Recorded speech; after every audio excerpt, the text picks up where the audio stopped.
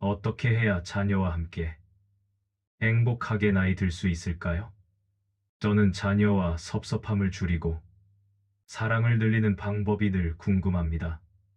가깝지만 부담은 주고 싶지 않고 서로가 편했으면 좋겠습니다.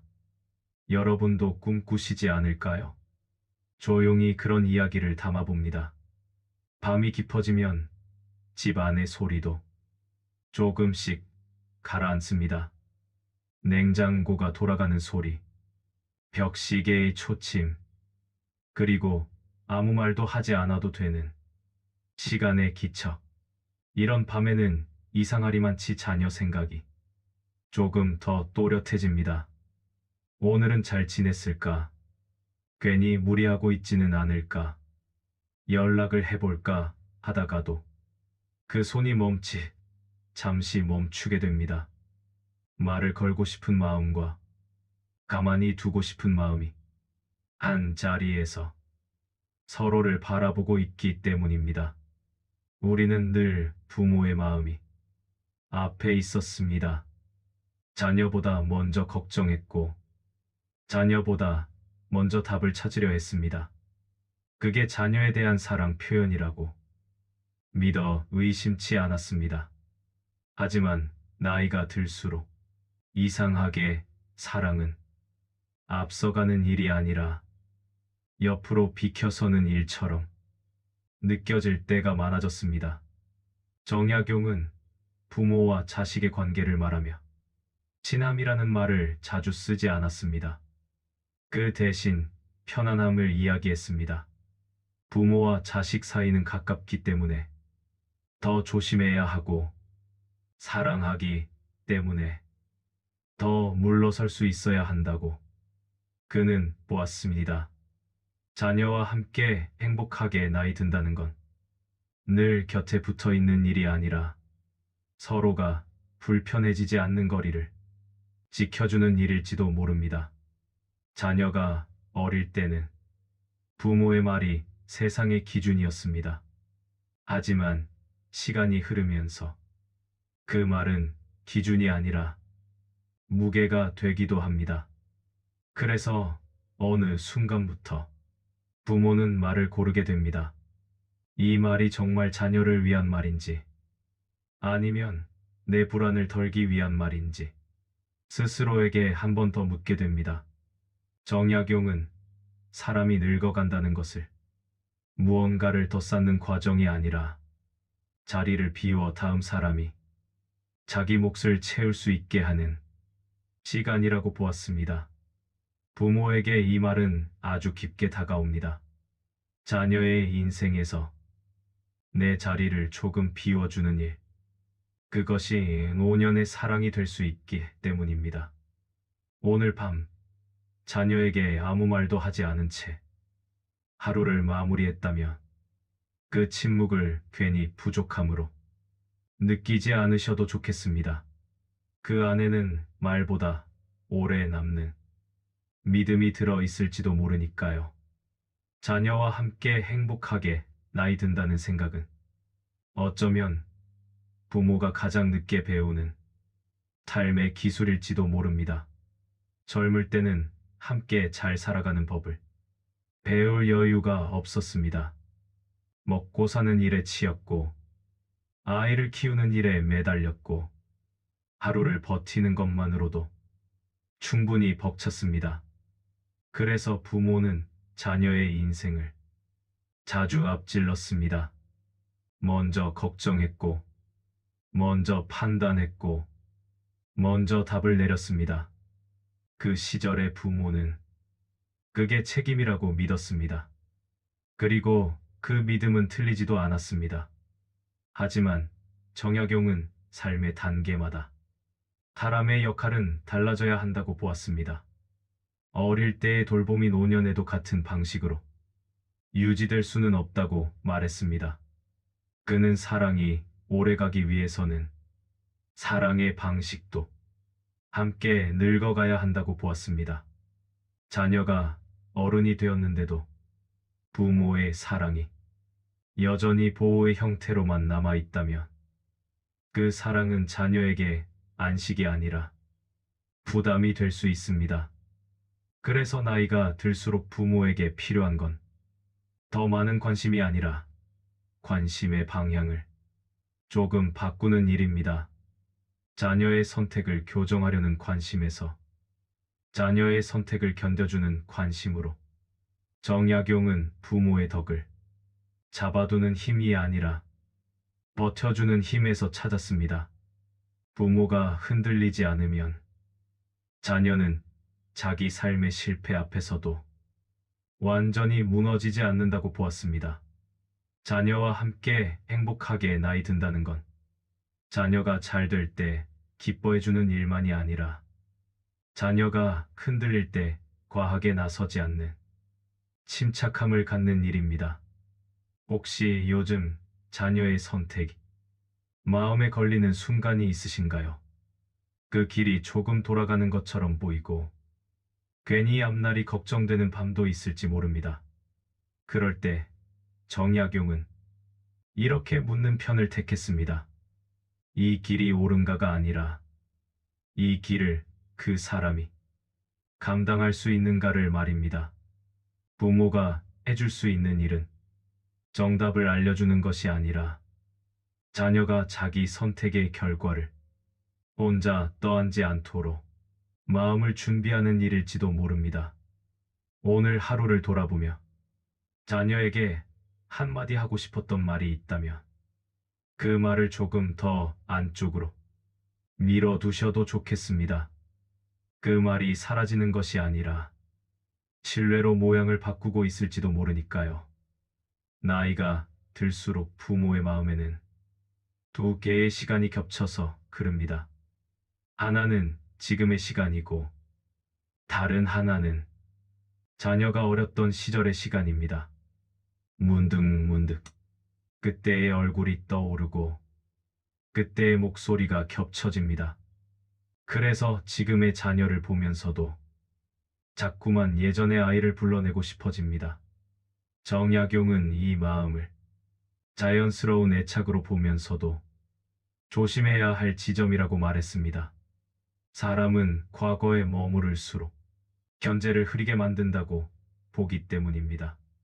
자녀와 함께 행복하게 나이 든다는 건 과거를 잊는 일이 아니라 과거를 지금의 자녀에게 겹쳐 씌우지 않는 일입니다.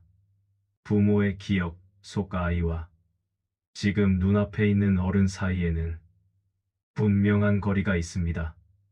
그 거리를 인정할 수 있을 때 관계는 다시 숨을 쉽니다. 그래서 정약용은 부모에게 필요한 태도로 절제를 이야기했습니다. 감정을 억누르는 절제가 아니라 사랑을 제때 멈출 줄 아는 절제입니다.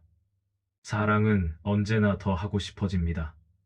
더 말해주고 싶고, 더 챙겨주고 싶고, 조금만 더 개입하고 싶어집니다. 하지만 그 조금 더가 관계를 무겁게 만들 때가 있습니다. 자녀는 부모가 사랑하지 않아서가 아니라 사랑이 자기 삶의 속도를 앞질렀을 때 거리감을 느낍니다. 정약용은 과유불급이라는 말을 관계에도 적용했습니다. 지나친 관심은 무관심보다 더 깊은 피로를 남길 수 있다고 보았습니다. 자녀와 함께 행복하게 나이 들기 위해 부모가 배워야 하는 건 사랑을 줄이는 법이 아니라 사랑을 가볍게 두는 법일지도 모릅니다. 오늘 하루를 떠올려 보세요. 자녀를 위해 무언가 해주고 싶었던 순간, 그 마음을 잠시만 붙잡아 두었던 적은 없으신가요? 그 멈춤은 사랑이 식은 게 아니라 사랑이 다른 단계로 옮겨가고 있다는 신호일 수 있습니다. 부모가 자기 마음을 조금 다스릴 수 있을 때 자녀는 자기 삶을 조금 더 믿게 됩니다. 그리고 그 믿음 위에서 부모와 자녀는 각자의 시간을 살면서도 같은 방향으로 천천히 나이 들어갑니다. 자녀와의 관계에서 부모가 가장 많이 흔들리는 순간은 자녀가 힘들어 보일 때입니다.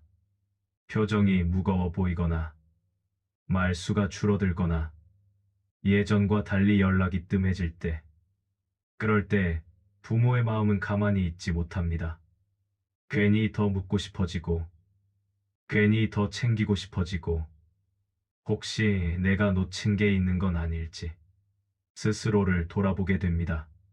정약용은 이 지점을 부모의 시험대라고 보았습니다. 사랑이 부족해서가 아니라 사랑이 깊어질수록 흔들림도 커진다는 사실을 그는 잘 알고 있었습니다. 그는 사람을 돕는 가장 깊은 방식은 바로 나서지 않는 데 있다고 말했습니다.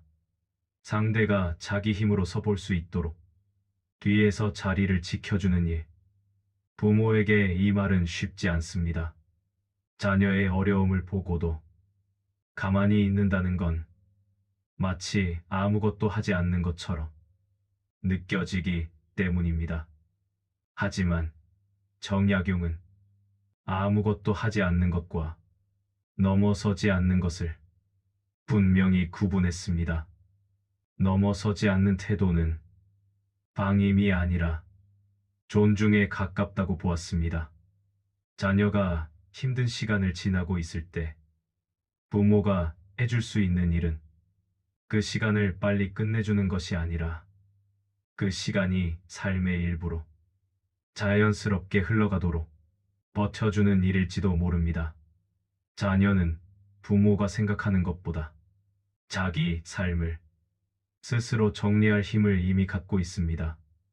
부모가 그 힘을 믿어줄 때 자녀는 비로소 자기 자신을 믿기 시작합니다.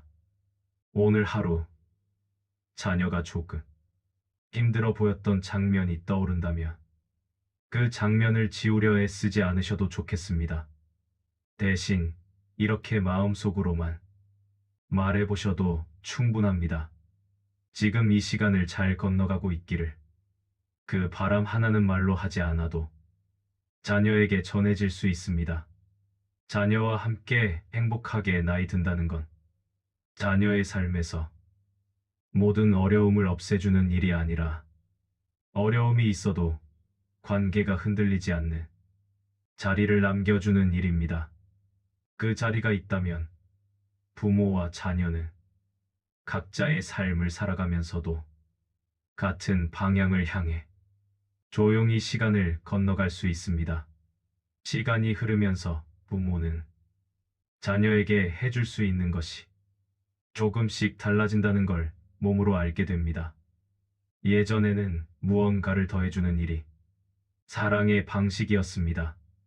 필요한 것을 챙기고 앞날을 준비해주고 혹시 모를 위험을 미리 막아주는 일.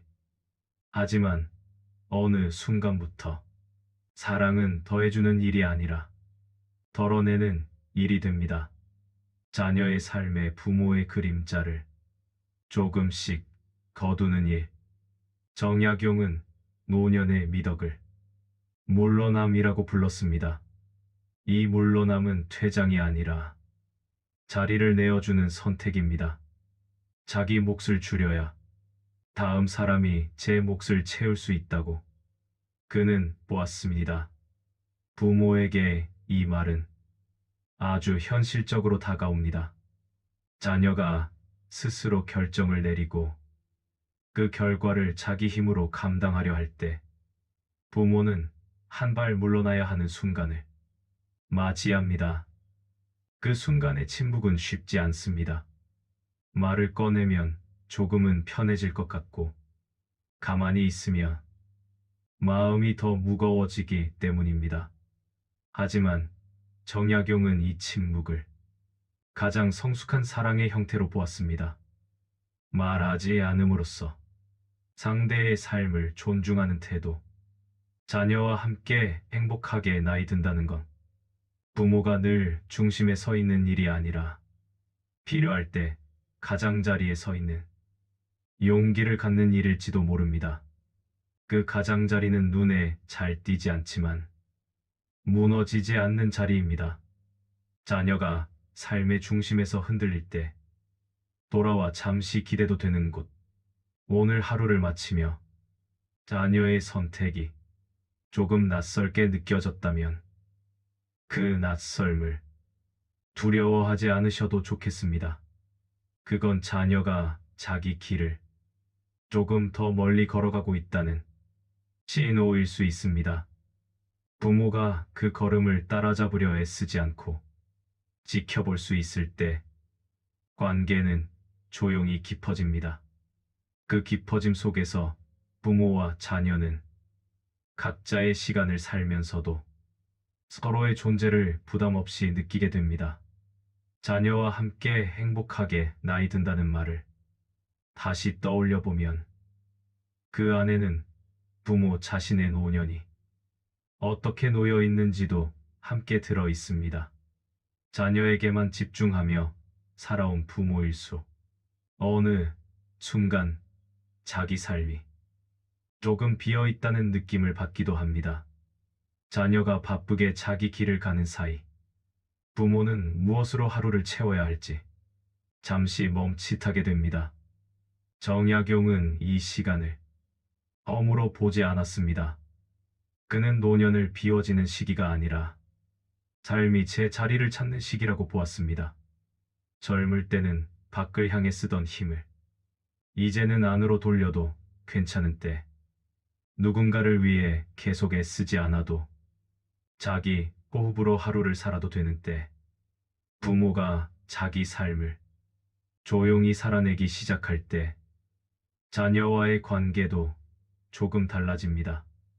부모가 자녀의 삶에 기대지 않게 되면 자녀 역시 부모 앞에서 덜 부담을 느끼게 됩니다. 자녀는 부모가 혼자서도 잘 지내고 있다는 느낌을 받을 때 부담이 아니라 안도를 느낍니다. 그 안도감이 바로 관계를 더 오래 이어주게 됩니다. 정약용은 부모가 노년에 가져야 할 태도로 스스로 편안해지는 법을 꼽았습니다.